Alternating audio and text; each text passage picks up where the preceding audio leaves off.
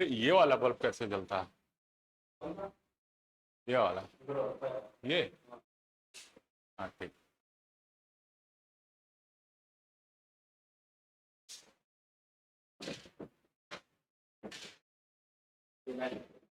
Live है।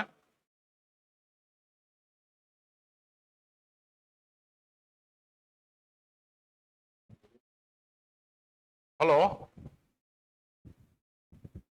Hello.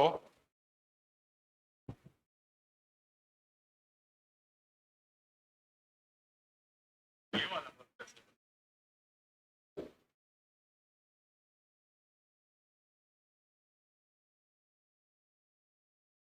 Okay, so again we are here for studying pronoun in English grammar section, and this lecture is mostly important for SSC and so many one-day exams and other exams also, because it's a very ये बहुत basic nature का पढ़ाया जा रहा है।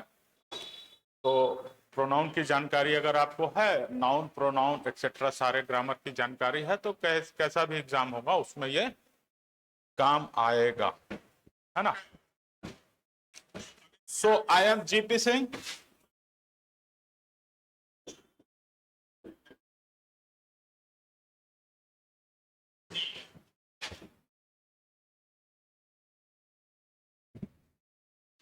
And we are together discussing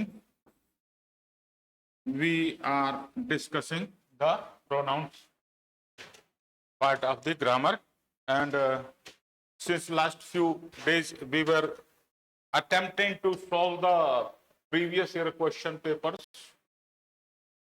So in this continuation we will again try to get the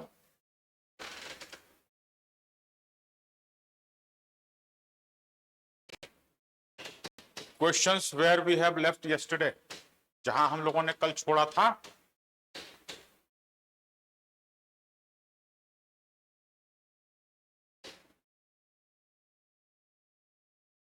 उसके बाद हम करेंगे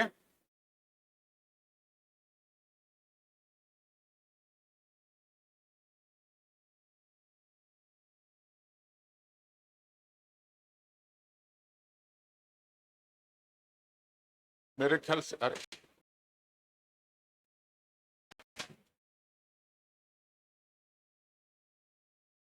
इसको बड़ा इसलिए कर दिया है ताकि आपको दिखलाई दे। एवरी, यहां तक हम लोग कर चुके थे। हाँ, यहां तक कर चुके थे। 31 इस पेज पे और 69 उस साइड में। ये कर ले तो ये पेज कंप्लीट हो जाएगा, है ना।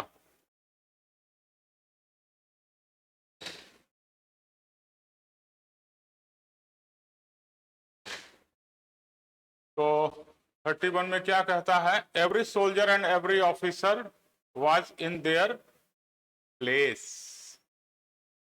Every soldier and every officer was in their place।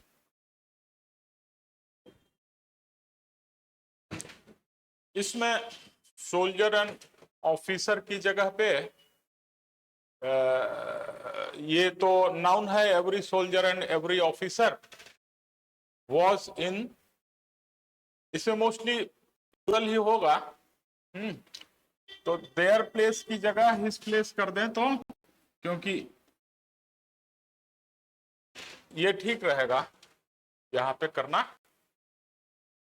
Because every soldier and every officer, we were talking about individuals, their place भी ठीक है, लेकिन his place ज्यादा अप्रोप्रिएट होगा। प्रत्येक अधिकारी और सैनिक अपने जगह पर तैनात था, थे नहीं, जब हम हिंदी में इस्तेमाल करेंगे प्रत्येक सिपाही अपनी जगह पर तैनात था, ऐसा नहीं कर सकते। प्रत्येक सिपाही अपनी जगह पर तैनात थे, नहीं कर सकते हैं।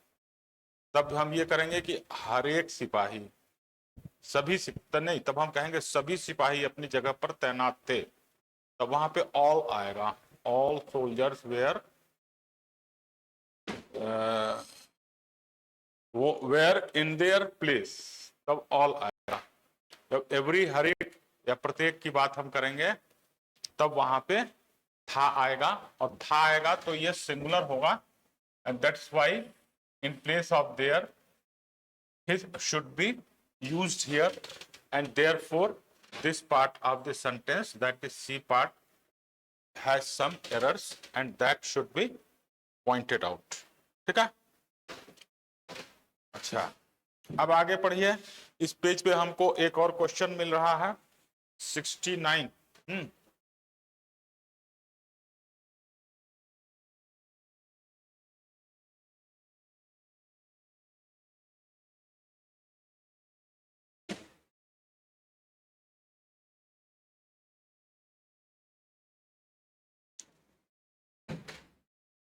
इसमें क्या गड़बड़ी है? इसमें एरर प्राप्त निकालना है, क्योंकि ये क्वेश्चन के हिसाब से लग रहा है नो एरर जो दिया हुआ है, तो यहां पे एरर निकालना है, सब्स्टिट्यूशन या रिप्लेसमेंट नहीं करना है। तो किस पार्ट में गलती है वो ये देखना है हमको। देखिए, जब हम कोई सेंटेंस प्रारंभ करते हैं तो उसमें आई, यू, ही, दे, या फिर किसी नाउन का प्रयोग करते हैं। अगर हम प्रोनाउन से करेंगे तो यहां पे my sister and I are planning a trip from Jaipur to Delhi, यहां पे ले दे के एक ही प्रोनाउन है और इसकी जगह पे हमको आई का प्रयोग करना है। Therefore, this part of the sentence is having some error, and that should be our answer, right? Is that clear? So this page has, we have finished this page. This page is finished. Now let's come to the next page. Pages are there, questions are not in sequence, but it's all right. We don't have to bother about the sequence, we have to bother about the nature of questions. In this page we are having 32, 34, 32, 33, 34 and 70, 71, 72. There are 6 questions at all in this page, and we will read and try to understand one after another. I have made it a point to call my teachers on September 5 as token of my gratitude. My gratitude क्या होगा? अब इसका मतलब क्या हो गया? इसका मतलब ये हो गया, I have made it two point call my teachers on, मैंने एक नियम बना लिया है, I have made it a point two call my teachers on सितंबर 5, उनसे मिलने या उनसे बात करने का हमने एक नियम बना लिया है, as a token of my gratitude, मतलब मेरा जो भी उनके प्रति श्रद्धा है उसके सांकेतिक रूप से उसको प्रकट करने के लिए मैंने एक नियम बना लिया है। तो यहाँ पे माइन ग्रेटिट्यूड नहीं होगा, सिंपली माई ग्रेटिट्यूड होगा। माइन तो जैसे किसी सामान के लिए पोजेस करने के लिए होता है, this car is mine, this is my car, को this car is mine, that building is yours, ऐसे प्रयोग करते हैं। तो यहाँ पे जो हमको फॉल्ट मिल रहा है वो बी में मिल रहा है, and we will point out B as our answer. ये समझ में आ रहा है कि नहीं? बहुत सिंपल सा है। माइंड तो वैसे जो सामान्य रूप से अंग्रेजी जानते होंगे वो भी माई ग्रेटिट्यूड या माई फीलिंग या माई एंगर या माई रिस्पेक्ट है, ये हम लोग प्रयोग करते हैं, तो इसमें कोई बहुत अचंभे वाली बात नहीं है। अगर यहाँ पे हम माई कर रहे हैं, ऑलमोस्ट एवरीबडी नोस कि माई ग्रेटिट्यूड, ग्रेटिट्यूड मतलब होता है आदर, या आदर ना कह के हम अगर उसको करें कि हमारी धन्यवाद ज्ञापन जिसको कहते हैं, हाँ? आदर या धन्यवाद ज्ञापन करते हैं, उसको हम ग्रेटिट्यूड कहते हैं। आदर से ज्यादा बेहतर रहेगा ये सब अपना जो रेस्पेक्ट होता है,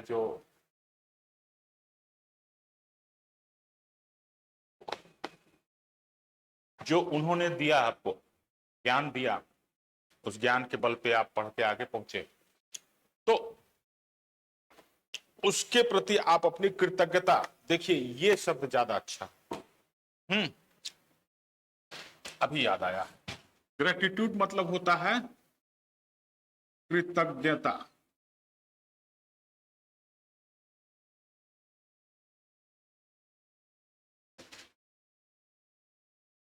मेरी कृतज्ञता का सांकेतिक रूप से प्रदर्शन करने के लिए मैं 5 सितंबर को अपने अध्यापकों को मिलने या उनसे बात करने का मैंने एक नियम बना लिया। Made it a point. Correct. So my की जगह माइन लिख दिया है तो उसको करेक्ट करना है। अब हम आते हैं 33 पर। इसमें सिंपल है, आप पढ़िए कि एक कैफे जो है वो वहां पे है, कहां पे है, रोड जहां खत्म होती है वहां एक छोटा सा कैफे है, वो किसका है? हर। हाँ, तो ये आवाज तो नहीं आ रही है? हेलो, ये पता नहीं क्यों चर चर करने लगा, थोड़ा बहुत भी हिल डुल लो। तो small cafe at the end of the road is hers, यहां पे होगा हर्ष, मतलब उस किसी महिला का है जो कि छोटा सा कैफे है, रोड के अंत में है। तो यहाँ पे ये हमको एक एरर मिला और इसको हम जो है, this was found to be having an error. The seat which you are sitting on is mine. जो बोला ना, this car is mine, this is my seat, this is my seat, ऐसे बोलेंगे। और द सीट इज माइन है, दोनों का अर्थ हिंदी में यह सीट मेरा है। लेकिन जब अंग्रेजी में बात करेंगे तो उसको हम जो है इस तरह से बोलेंगे।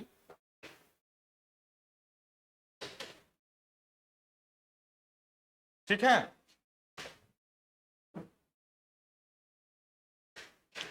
The seat which you are sitting on, जिस पर तुम बैठे हुए हो, विच जिस पर तुम बैठे हुए हो, उस सीट क्या है? The seat is my. This is my seat करते तो ठीक था, लेकिन जब सीट दिस इज माइन होगा, इसके बाद अगर केवल है तो माइन होगा। This is my seat on which you are sitting, या तो हम ऐसे बोलते हैं this is my seat on which you are sitting, या the seat which you are sitting on is mine. यहां पे ये आंसर हो गया। Now let's move on to the, so we have solved, we have attempted 3 questions on this page and another 3 is on the right hand half, and we will now read and try to understand and try to find an answer, suitable answer for the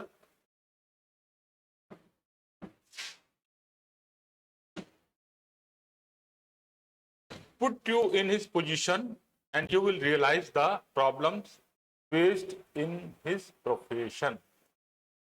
Put yourself in his position. तो ये सही होगा यहां पे।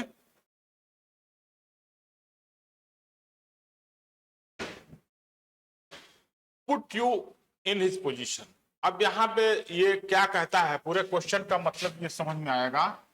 पहले हिंदी अर्थ उसका समझ लीजिए कि खुद को उनकी स्थान पे रखो और तुमको महसूस होगा कि उनके प्रोफेशन में क्या क्या प्रॉब्लम आता है।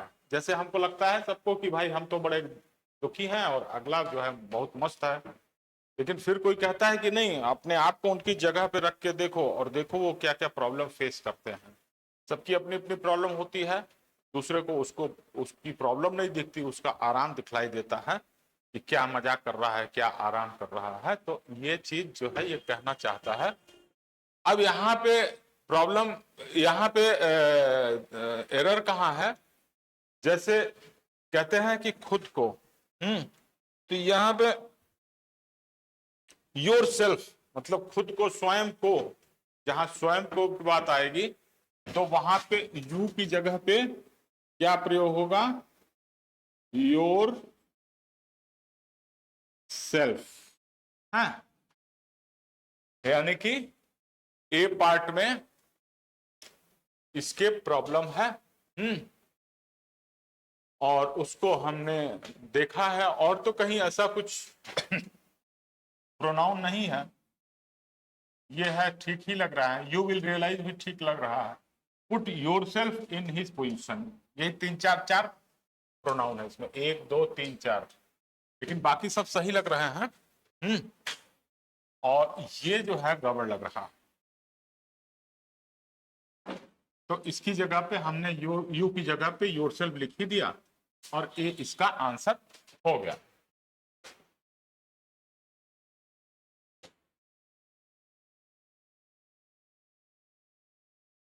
He was driving. अच्छा, अब now we come to the question number 71.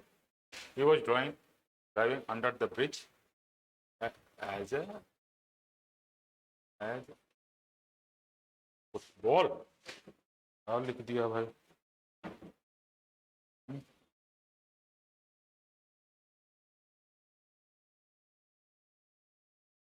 देखिए एक चीज इसमें और बता दें, पहले इसका मतलब समझ लेंगे कि वो एक पुल के नीचे ड्राइव करते हुए जा रहा था और इससे लग रहा है कि ये कुछ कार वगैरह ड्राइव कर रहे थे।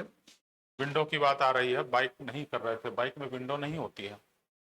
तो एक football hit his window, car bus या कोई भी ऐसा चला रहे थे जिसमें वाहन जिसमें विंडो होता है, ट्रक भी हो सकता है या कुछ भी हो सकता है। पुल के नीचे चला रहे थे, हिट। अब यहाँ पे वॉज है ना, ही वॉज ड्राइविंग, और दूसरी क्रिया क्या है यहाँ पे? ही वॉज ड्राइविंग, एक ये वर्ब है। हिट, हिट एक ऐसा वर्ब है जिसका कि वर्तमान काल में और भूतकाल में दोनों में एक ही होता है। जैसे रन, रैन होता है, तो वैसे हिट का हैट नहीं होता, हिट हिट ऐसे ही होता है। और भी 2-4 ऐसे वर्ब मिल जाएंगे आपको जिस तीनों ही फॉर्म में एक ही जैसे होते हैं। तो एक और वर्ब होता है जैसे कि हाइड, उस दिन मैंने बताया था हाइड, जिससे कि हिडन बना है। तो उसका जब पास्ट टेंस लेते हैं तो हिड हो जाता है। तो वो एक अलग चीज है, लेकिन यहाँ पे आया तो हमने बता दिया कि ये हिट हिज विंडो। तो इससे आप कंफ्यूज मत होइएगा, ये हिट है और वहां पे वॉज ड्राइविंग है, तो ये पास्ट टेंस में ही इस्तेमाल किया गया है। और कहने का मतलब है कि उसके विंडो पे आके लग गया। तो यहाँ पे जो समझ में आ रहा है वो ये है कि he was driving under the bridge, ये सेंटेंस तो ठीक लग रहा है, सेंटेंस ये हिस्सा हिट हिज विंडो, इसमें भी कोई दिक्कत नहीं है। अब या तो इसका आंसर डी होगा या तो इसका आंसर बी होगा। अब हमको क्या करना है कि बी पे कंसंट्रेट करना है, और अगर बी पे कोई फॉल्ट नहीं निकला तो हम आंसर डी कर देंगे। तो अब बी को जरा एग्जामिन करते हैं, ये सारा मिटा देते हैं इसमें से, ये बी पार्ट को एज अ फुटबॉल। तो एज की जगह पे ये ठीक है, जैसे ही वो ब्रिज के नीचे कर रहे थे एक फुटबॉल आके लग गया। लेकिन यहां पे अगर हम व्हेन का यूज करते हैं, व्हेन अ फुटबॉल, जब when a football hit his window. ये प्रोनाउन है, जबकि जब वो कहते हैं ना, जब वो पुल के नीचे से ड्राइव करते हुए जा रहे थे तो एक फुटबॉल ने आके टक्कर मार दिया उनके खिड़की पे। सिंपल, जब हिंदी में इस्तेमाल करते हैं जब या कब है। वैसे तो ये इंट्रोगेटिव है, व्हेन कब होता है, इसका मतलब कि कब। लेकिन हिंदी में जो जब या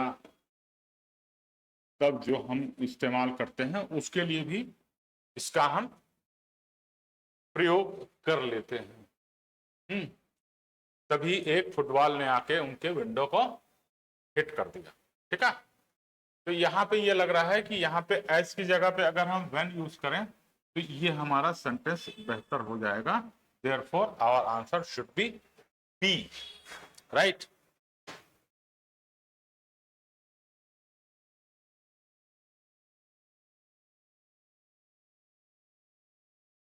अब दूसरा देखें। The old lady poisoned her and her own children. ये तो बड़ा दुखी कर देने वाला सेंटेंस है, लेकिन फिलहाल हमको इसमें ग्रामर देखना है कि भावना के पीछे नहीं जाना है। तो old lady poisoned her and her own children, यहां पे जैसे हम किसी चीज को अपने लिए या उसके लिए काम करते हुए देखते हैं तो वहां पे हम सेल्फ का प्रयोग करते हैं। जैसे होता है ना स्वयं को, या खुद को, तो वहां पे जो हमारा ये सेल्फ वाला प्रोनाउन है, किसी प्रोनाउन में सेल्फ लगा के करते हैं तो वो प्रयोग में आ जाता है और उससे उसका मतलब प्रकट हो जाता है अंग्रेजी भाषा में। तो यहाँ हर की जगह पे हर सेल्फ होना चाहिए और बाकी sentence the old lady poison herself, या ऐसे भी कर सकते थे the old lady poison herself या कंज्यूम्ड पॉइजन। तब वहां पे हर की जरूरत नहीं रहती, हर या हर सेल्फ की जरूरत नहीं लगती। लेकिन पॉइजन हर सेल्फ मतलब किल्ड हर सेल्फ, है ना। कोई काम अगर किसी के साथ किया जाता है तो उसको अगर प्रोनाउन की जरूरत पड़े तो वहां पे ज्यादातर सेल्फ का प्रयोग किया जा सकता है। एंड हर ओन चिल्ड्रन, तो यहाँ पे पॉइजन हर की जगह पे पॉइजन हर सेल्फ होगा और यहाँ पे एरर हमको मिला है बी सेंटेंस में। Mr. Ishan Krishna, hope you are watching this video online, as we have talked a day before yesterday and you said that this class is very good and you found it very useful. So I request you to be very careful and attentive in the class and try to listen each and every word. I may give extra knowledge also other than what is written in the this question sheet, while discussing the different points of the questions, right? So let's move on to the next part of this page, and here is the question number 35.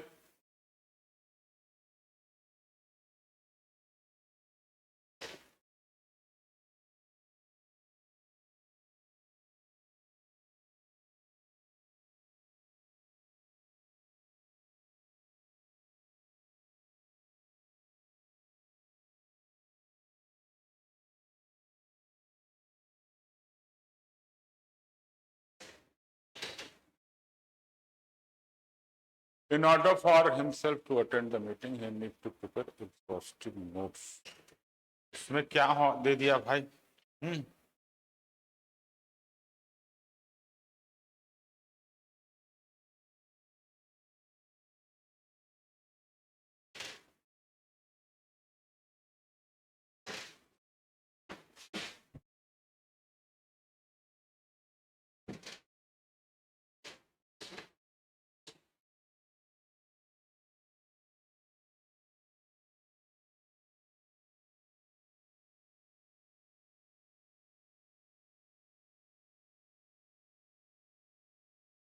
इन अभी इसमें क्या है, in order for he to attend the meeting he needs to prepare exhaustive note.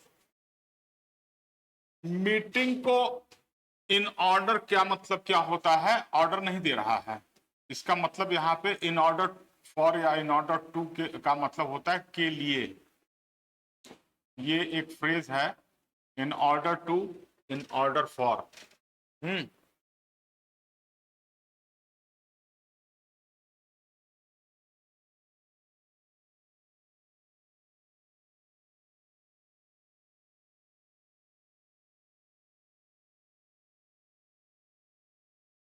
ठीक है, 55।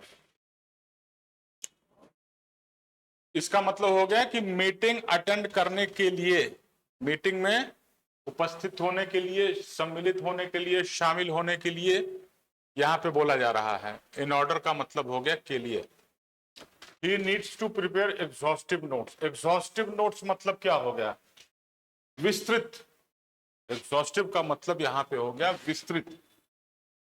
कुछ लोग समय समय के हिसाब से नोट्स मतलब रिपोर्ट या अपना जो कुछ भी कहना हो वहां पे, तो जरूरत के हिसाब से कभी हमको जरूरत रहती है कि इसी बात को बताने के लिए कि हम संक्षेप में ही बतला देते हैं कि ऐसी ऐसी बात है। लेकिन जब बड़ी मीटिंग हो, बड़ी जिम्मेदारी पूर्वक मीटिंग हो और बहुत डिटेल में सब चीजें वहां डिस्कस की जानी होती हैं, तो वहां पे हमको पूरा विस्तृत तैयारी करके जाना होता है। तो इसको एग्जॉस्टिव नोट्स कहते हैं, जहां पे हम विस्तृत रिपोर्ट, विस्तृत तैयारी, विस्तृत सारा जानकारी लिख के जाते हैं, ताकि मीटिंग में हमको जो कुछ भी बताना है, जो कुछ भी कोई पूछे तो उसको हम सही सही बता सकें। ठीक है, तो इन ऑर्डर टू, अब यह क्या है यहां पे, और कुछ नहीं है, फॉर हिम होगा यहां पे, फॉर ही नहीं होगा, फॉर हिम होगा, for him to attend. For he to attend नहीं की जगह पे यहां पे फॉर हिम टू अटेंड। और ये ऐसा है ना कि होता तो सारा नियम के हिसाब से है, लेकिन एक होता है ग्रामर का नियम और एक ये होता है यूजेस। यूजेस जो होगा, जब आप ज्यादा से ज्यादा प्रयोग करेंगे कि कहां पे क्या वर्ड यूज करना है, कहां पे क्या वर्ड नहीं यूज करना है, कहां पे, कभी कभी ऐसा होता है कि दोनों ही वर्ड, दो प्रकार के वर्ड भी ठीक लगते हैं वहां पे, लेकिन कोई एक वर्ड ज्यादा बढ़िया लगता है वहां पे, है ना। तो ऐसे केस में क्या होता है कि जब आप यूजेस किए रहेंगे तो आपको ग्रामर की परवाह नहीं करनी पड़ेगी। क्यों? क्योंकि ग्रामर में तो 50 नियम बना देगा कि यहाँ पे ये यूज किया जाता है, यहाँ पे ये यूज किया जाता है, वो यूजेस के हिसाब से नियम बनते हैं। तो अगर आपका यूजेस बढ़िया है तो आप तुरंत पकड़ लेंगे कि यहाँ पे ये यूज किया गया है। और यूजेस बढ़िया कैसे होगा, ज्यादा से ज्यादा आप इंग्लिश पढ़ेंगे, स्टोरी पढ़ेंगे, कम से कम रोज 1000 वर्ड या कम से कम 100 सेंटेंस अगर आप पढ़ते हैं, नहीं 100 सेंटेंस तो भी 50 60 70 सेंटेंस पढ़ते हैं, तो आप एक प्रैक्टिस बना के, तो आप कहीं भी इंग्लिश में फंसेंगे नहीं जो है, और तुरंत आप पकड़ लेंगे कि यहाँ पे ये होगा। अब ग्रामर का कौन नियम क्या कहता है कि यहाँ पे इसकी जगह पॉजेसिव नाउन की जगह ये होना चाहिए, और पर्सनल प्रोनाउन नहीं होना चाहिए, पॉजेसिव नाउन होना चाहिए, ये नियम है, वो नियम है। तो नियम वम कुछ नहीं, वो सब यूजर्स के हिसाब से नियम बनाए गए। That's why I am telling you to read regularly, daily on regular basis आपको पढ़ना है इंग्लिश को। और फिर ये सारा ग्रामर आपके लिए, ग्रामर और कंपोजिशन भी। और जो ग्रामर का सबसे कंफ्यूजिंग पार्ट है दैट इज प्रपोजिशन। अच्छे अच्छे लोग उसमें गड़बड़ी कर जाते हैं, मैं भी गड़बड़ी करता हूं, सारे लोग गड़बड़ी करते हैं। जो बहुत अच्छा एक्सपर्ट, बहुत ही महान जानकार होगा, वही नहीं गड़बड़ करेगा, सारे लोग गड़बड़ कर देते हैं बोलने में, लिखने में, हर एक ही जगह पे। तो वो भी पढ़ने से ही परफेक्ट होता है, धीरे धीरे पढ़ हो जाएगा ग्रामर, कंपोजिशन, सारा कुछ जो है सही हो जाएगा। बस आप पढ़ना चालू कर दीजिए। और उसके लिए जरूरी कोई मनोरंजक चीज पहले पढ़िए, जिसमें आपको मनोरंजन हो। थोड़ा जोक्स वगैरह भी आते हैं इंग्लिश में। सोशल मीडिया पे भी मिल जाएंगे, ट्विटर ले लीजिए, उस पर भी काफी अच्छा अच्छा आता है। तो ये यहाँ पे तुरंत हो जाएगा, in order for him to attend the meeting, उसके लिए मीटिंग अटेंड करने के लिए ये जरूरी था कि वो एक विस्तृत नोट्स बनाए। इसके साथ ही ये चीज, ये क्वेश्चन, हाँ, इन ऑर्डर फॉर ही, ये हो जाएगा आंसर इसका। ठीक है,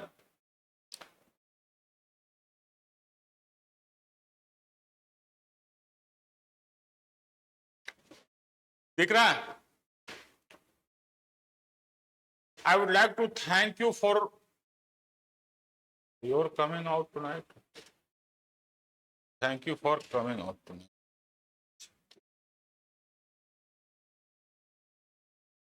है ना? I would like to thank you. मैं आपको धन्यवाद ज्ञापित करता हूं।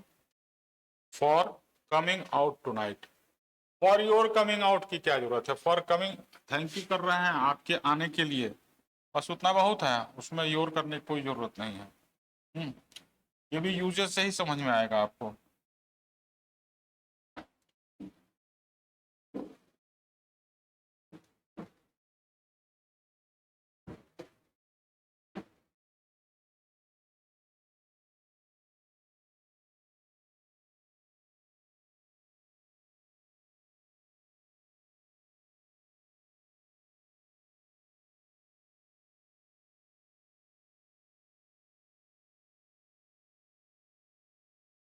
तो इस प्रकार से हम ये क्वेश्चन भी अटेंड कर लिए। क्या?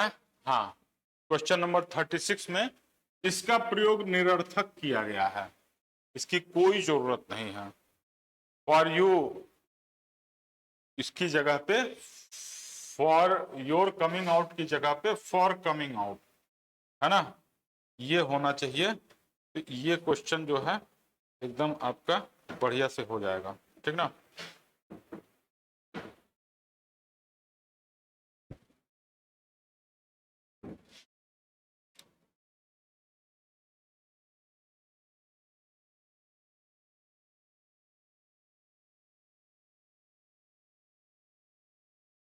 अब हम क्या देखें?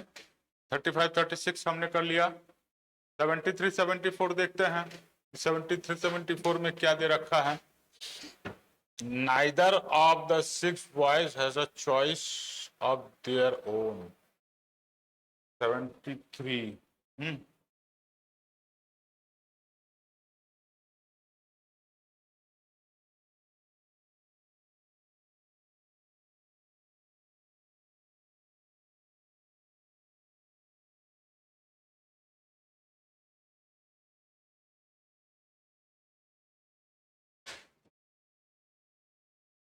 Choice of his own.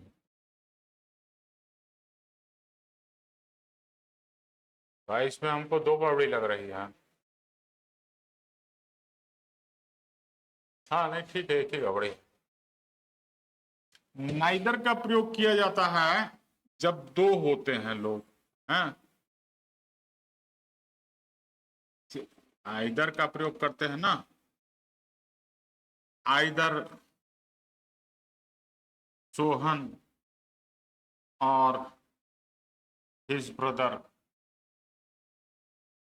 या तो सोहन या उसका भाई। ऐसे होता है जब दो होते हैं, दो के बीच में कोई बात कहनी होती है। लेकिन यहां तो 6 बच्चे हैं। यहां 6 बच्चे हैं, तो यहां पे लिखेंगे नो वन, या शॉर्ट जिसको हम प्रयोग करते हैं none. None of the 6 boys, 6 में से कोई भी नहीं has a choice of his own, अपना पसंद उनका 6 बच्चों में से, 6 लड़कों में से किसी को अपना चीज पसंद नहीं था, मतलब उनका अपना पसंद नहीं था कोई चीज। ये चीज यहाँ पे बोली गई है। तो यहाँ पे, यहाँ नाइदर की जगह पे नन होगा, that will be your answer. Neither either भी और नन, एवरीवन, ईच वन, ये सब भी प्रोनाउंस का ही हिस्सा है, प्रोनाउन का ही हिस्सा है, नॉट प्रोनाउन, सॉरी। और ये जो है यहाँ पे नाइदर की जगह पे नन नामक प्रोनाउन का प्रयोग किया जाएगा।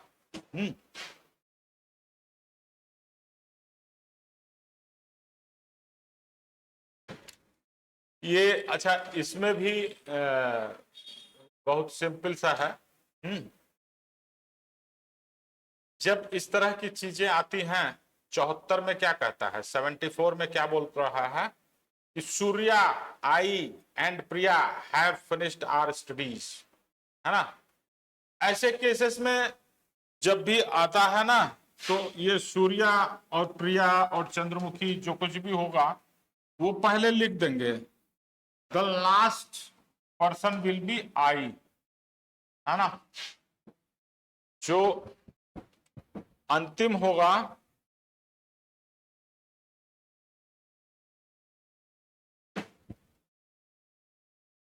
वो आई होगा, I have finished our studies. तो यहाँ पे इनका क्रम थोड़ा सा गड़बड़ है, सूर्या, प्रिया एंड आई। अब सूर्या प्रिया में आप कोई भी आगे पीछे कर सकते हैं, उससे कोई नियम नहीं, क्योंकि जैसी सूर्या वैसी प्रिया। लेकिन आई ऐसे केसेस में हमेशा लास्ट में आता है, सूर्या, प्रिया एंड आई, है ना, एंड आई, सूर्या प्रिया के बीच कॉमा रहेगा, मतलब कि यहाँ पे आई चला जाएगा और प्रिया जी यहाँ पे आके बैठ जाएंगे, राइट। ये लोग गलत क्रम में बैठ गए हैं, बैठा दिए गए हैं, बैठ नहीं गए हैं, बैठा दिए गए हैं।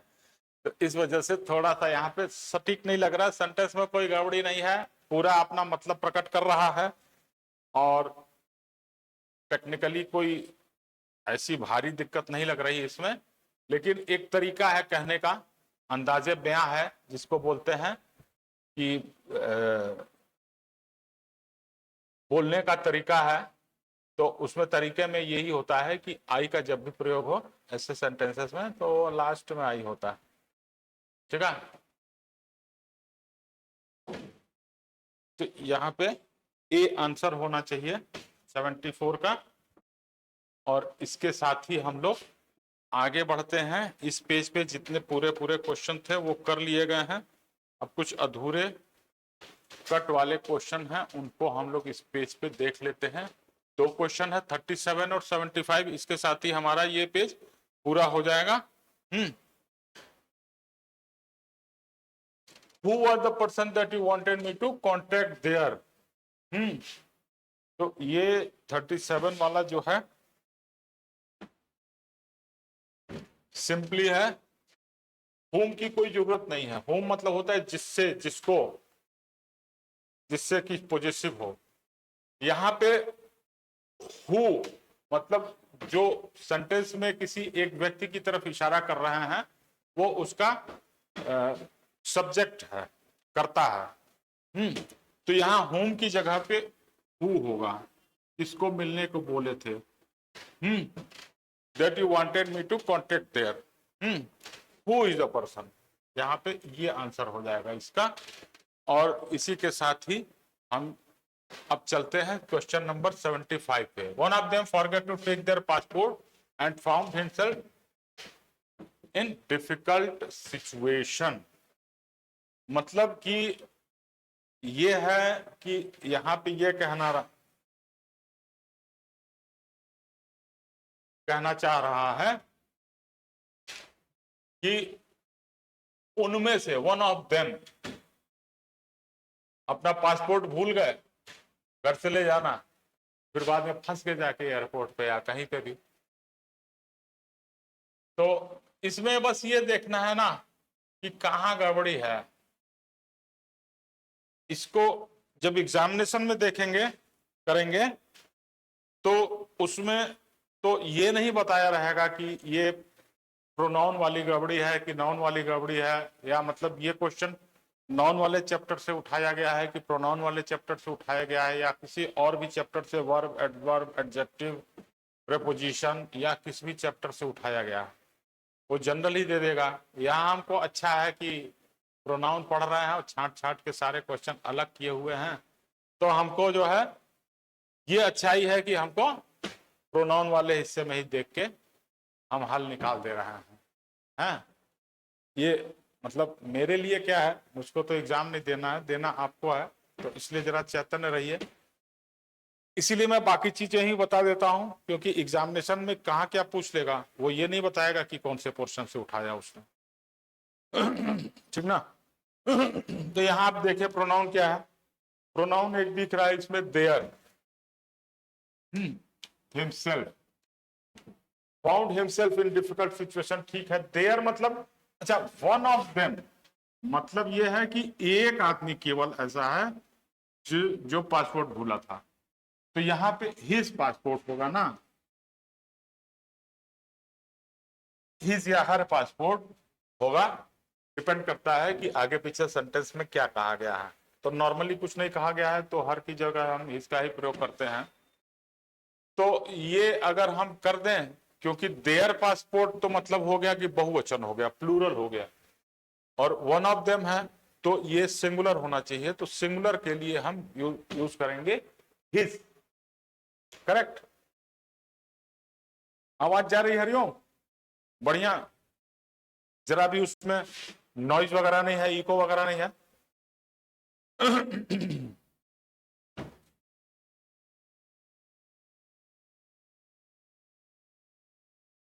तो इस प्रकार से हमारा जो है ये वाला पेज कंप्लीट हो गया। अब हम थोड़ा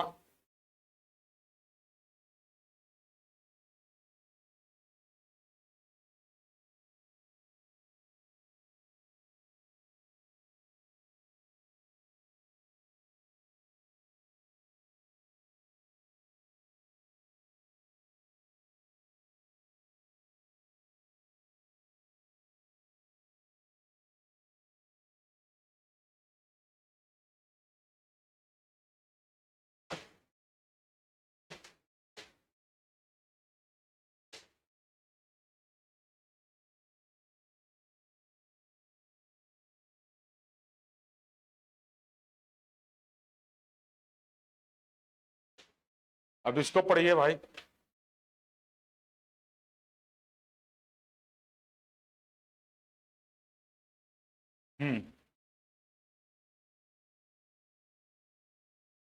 इसमें क्या बोल रहा है? Investigation revealed. इन्वेस्टिगेशन मतलब होता है जांच। जांच कई प्रकार की होती है। जैसे हम डॉक्टर के यहाँ भी जाते हैं तो खून, थूक, बलगम इत्यादि की जांच कराते हैं, तो वो एक अलग जांच होती है। यहाँ फिलहाल जो बोल रहा है वो एक किसी क्रिमिनल जांच की बात हो रही है, किसी आपराधिक षड्यंत्र की बात हो रही है ना। रिवील्ड, रिवील्ड मतलब उसका प्रकट होना या मालूम होना, मालूम होना या जानकारी होना।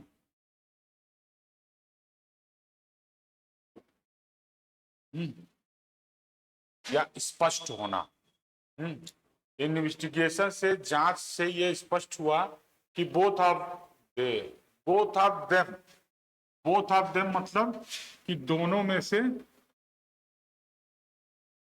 दोनों ने हैड गलत इंफॉर्मेशन दिया था। काय के लिए दिया था? To obtain the certificate, certificate प्राप्त करने के लिए गलत जानकारी दी थी। ये कैसे पता चला? ये जांच से पता चला। लेकिन अब इसमें ये तो सेंटेंस के मीनिंग की बात हो गई, लेकिन बोथ ऑफ दे नहीं होगा, बोथ ऑफ देम होगा, है ना। क्योंकि देम यहाँ पे पॉजेसिव नाउन, यहाँ पॉजेसिव प्रोनाउन यहाँ पे इस्तेमाल होगा। इस वजह से सब्जेक्टिव प्रोनाउन जो दे हो रहा है ये नहीं होगा, ऑब्जेक्टिव प्रोनाउन का प्रयोग होगा।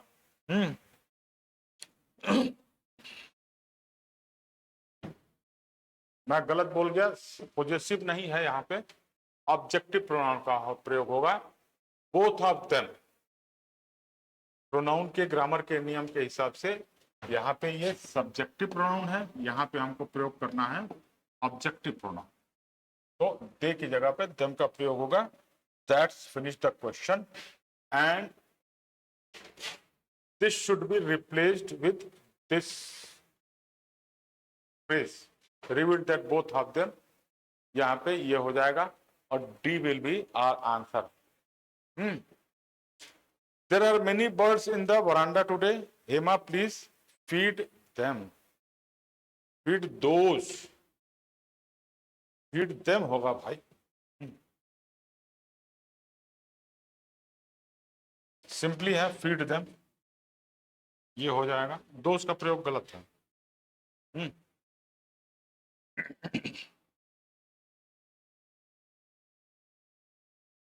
ठीक है।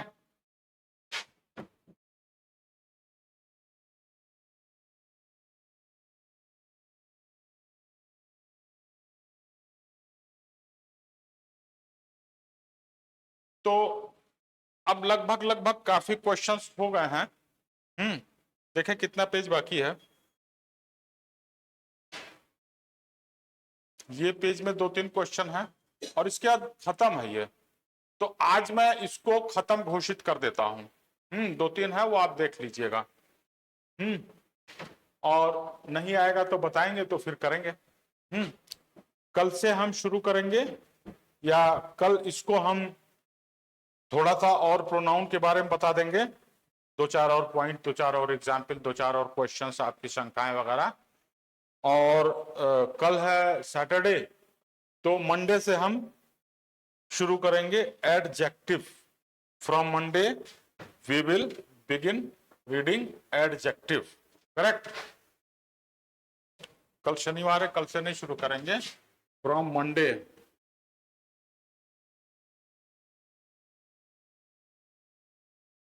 We will begin studying adjective।